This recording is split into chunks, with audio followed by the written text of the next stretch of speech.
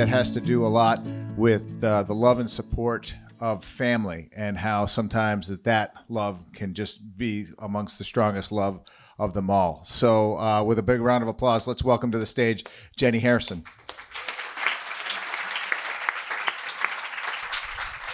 So I'm a writer.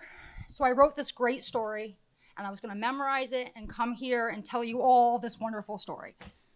Unfortunately, writing and oral storytelling are quite different. And every time I practiced it, I sounded emotionless and like a robot. And I decided to scrap that Monday night and just come here and tell you a story from my heart about my family. And while this story takes place in 2018, it begins in 2015. In 2015, my mother was diagnosed with a fatal, prime of life, neurodegenerative illness. With no cure and no treatment, progressive supranuclear palsy, or PSP, leaves those that it affects trapped in their own bodies. But unlike other neurodegenerative illnesses, with PSP, you retain cognition. So my mom was acutely aware as she lost the ability to walk, to talk, to see, to function. She died in 2018, but before she died, each one of us had our own crisis. And I think that the day that I really knew that my family was going to be irrevocably changed was a Sunday morning in August. On this morning, I was writing out an invoice, and it was really early in the morning. I'm a writer, so I work for myself. And I was doing this invoice, and I was going to have a good, productive day, and then my cell phone started dinging at me. And as one of my mom's primary caregivers, I had not turned off that cell phone for years. And I assumed that those messages were about my mom. But they weren't. They were about my baby brother, Luke. Now, Luke is the only boy of 4 children, and he is 9 years younger than me. So he has 3 older sisters, and he is very much so our baby. So I got these messages, and they went like this. Luke's in the hospital. ICU, Portsmouth, New Hampshire. They're telling me nothing. He's an adult. It's HIPAA. He can't talk. Can you go? So I did what my parents taught me, and I said yes. Because what we do in my family is we show up. So before I even knew what I was doing, I was heading towards the car as my sister's texting me some more information she's finding. He fell off a roof. There's machines breathing for him. They won't tell me more. So at this point, my mom was in a nursing home, and being cognitively aware and it being a Sunday, my dad spent Sundays with her. So my dad and sister had to go tell my mom why dad wasn't going to be there that day. While they did that, I drove faster than I can even care to remember. I'm pretty sure I blew through tolls. In fact, I know that I did. And I rushed as fast as I could. And I want to say it's all because my parents taught me to show up. But I think even more than that, what I know from my own forays into hospitalization is that somebody just being with you, even if all they're doing is reading, makes a huge difference. When I was 9, I was diagnosed with Crohn's disease. And I have severe Crohn's disease. So what that means is I currently don't have a colon, and I've had quite a few intestinal surgeries. 2 months before my brother fell, I had surgery. The surgery was supposed to be simple. I had had formations of strictures, which in the most basic sense are scar tissue that form in your intestines and create narrowings. And for months, I had been living in a state of permanent semi-bowel obstruction, with full obstructions occurring weekly. But I kept refusing to have surgery because I had made my mom a promise. I promised her that when she took her last breath, I would be there. So I waited and I delayed. But all of that waiting and all of that delaying meant that the disease had more time to progress. I burned through more meds, and I got sicker and sicker. So I should not have been surprised when I woke up post-op to my doctor's words, "We made the right choice." It was really, really bad in there. It didn't quite hit me until I felt my stomach, and I realized that the laparoscopic procedure didn't work out, and I had another mainline incision. And it hit me that the days I was planning on for recovery were gonna probably be weeks. And here's the kicker. I do not do well when I am hospitalized. Perhaps it's the pain or feeling trapped, I have no idea, but I decompensate. I am the world's worst patient. I lash out at everybody who loves me, and I am completely miserable. And I really have been working on this my entire life, and I so wanted this time to be different. I wanted to make my mom proud. I wanted to have my shit together. I'm in my 30s. I can do this. And no, absolutely not. I missed my mom. As the days turns to weeks, I just missed the person who always was there, who always sat next to my bed reading, who asked the doctors all the good questions, and who always held my hand when it hurt. But what I learned during that stay was while I was losing my mom, I was gaining. My siblings and I, we've been close, but I'm not sure if I would ever have, I need some water. I don't know if I would have said they were my friends. I really don't.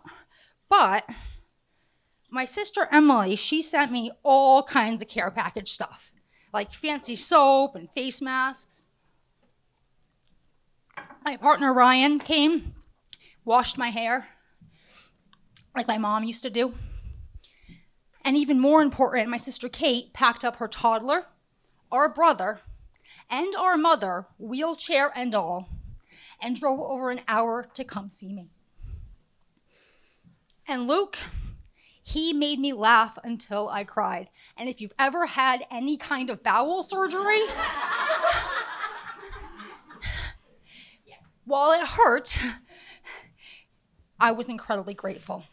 So of course, when Luke needed us the way that I needed them, of course I was gonna show up. And I walked into his ICU room, and I was trying to find my brother. And there in the middle of this room was this person laying in this bed, and there was all of these machines, and there was nurses, and I couldn't find my brother. It was so hard to realize that that broken man, that was him. I remembered when he was born. I remember his first Christmas. That person couldn't be him, but it was. It didn't help that our arrival coincided with the doctors trying to wake him up. So they were telling him, "Lucas, you gotta move your toes." And the problem is, that's not his name. He is just Luke, because our parents, they didn't want us to have nicknames, which has made our adult lives tons of fun. So I am just Jenny as opposed to Jennifer, and Kate is just Kate, and Luke is just Luke. So when I gave them the appropriate name and they started using it, my brain thought maybe that would help. And so when she went, "Luke, Luke, move your toes," and nothing happened, my heart sunk. But even more scary was when she turned to her colleague as they were discussing resedating him and putting him back in that coma. And she said, "Well, he might not ever follow commands."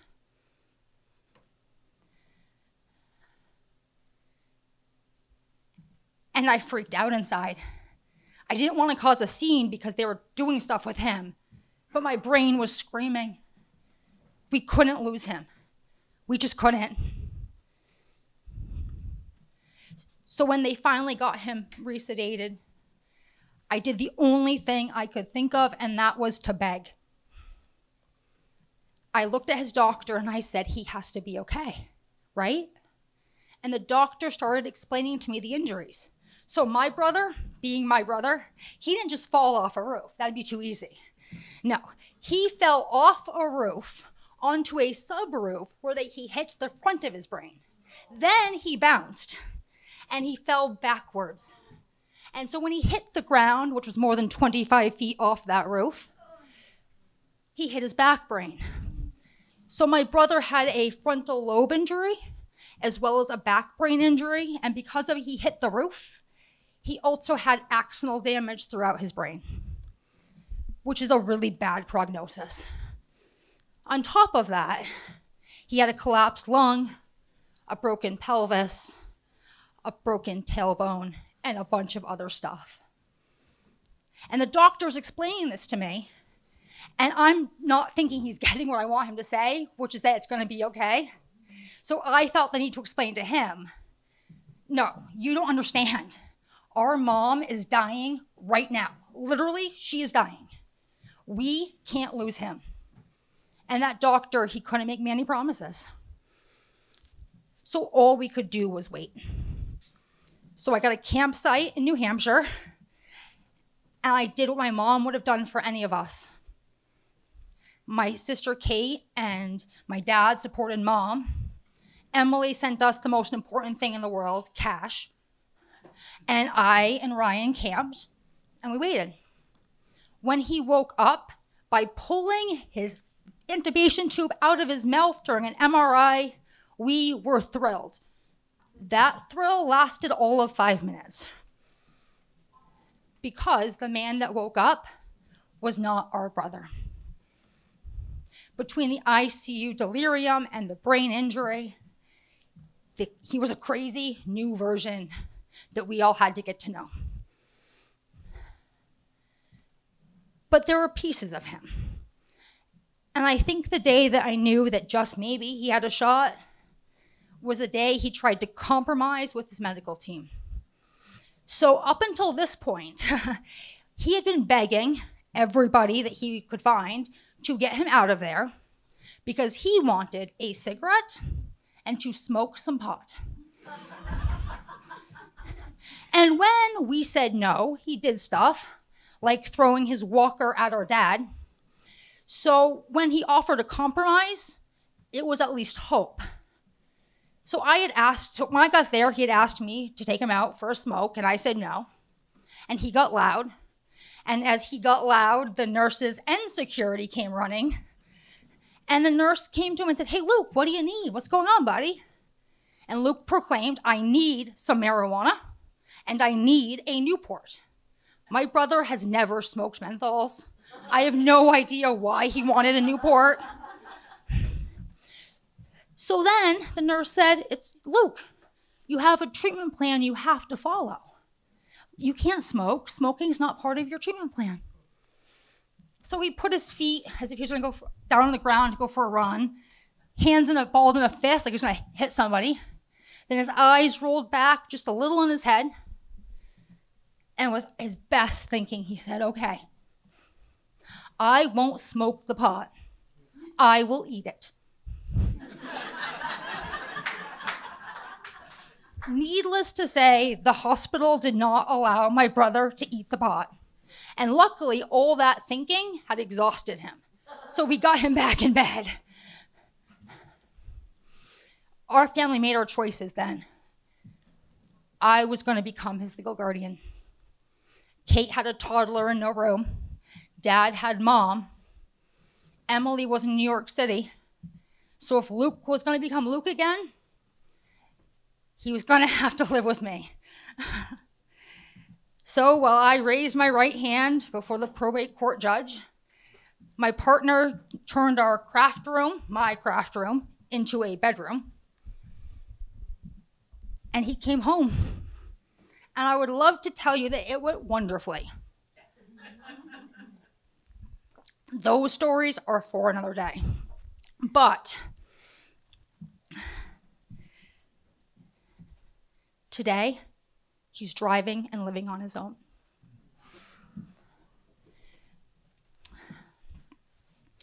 So, the universe was not done with us yet. In an incredibly cruel twist of fate, we knew by Thanksgiving Mom wasn't going to make it to Christmas.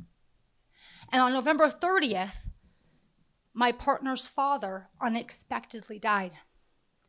3 days later, after a week of being unable to swallow, my mom died.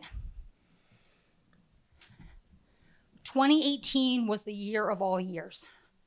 Between my surgery, post-operative complications, my brother breaking the #1 rule of roofing and falling off the roof, unexpected death of my partner's father, and my mother's last year, which was pretty bad, with the death occurring on my youngest sister's birthday. There were days, weeks, and months when I did not think it was possible to add one more thing to my already overfilling plate. And people would ask me, how did you all survive? And I would often say, it's amazing what you can do and endure when you have no other choice.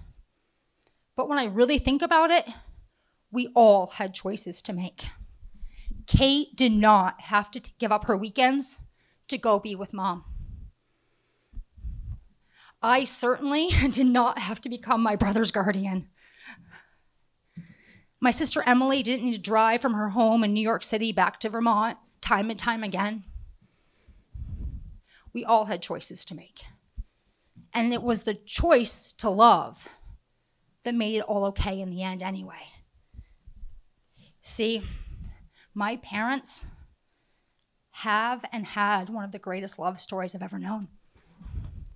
Their parents have had one of the greatest love stories I have ever known. So we were taught about love. And what we were taught about love is that true love is an unselfish love. It is giving of yourself even when you feel as if there's nothing left to give. It's showing up for people. People are important. That challenged me to give up every Wednesday, no income, and be with my mom before she lost the ability to talk. That love allowed my sister, Kate, to bring her to New York City to my other sister's house to fulfill a bucket list item. That allowed us to take the last summer we had her and go to live music and go strawberry picking and to take drives with the windows down and the music up. That love has been my motto. And what that love did for me is it brought me to today.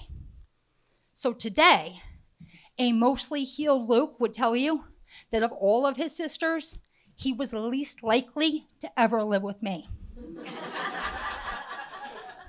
Probably because I'm not about the smoking or the eating of the pot. I never would have thought my sister Kate would be my best friend.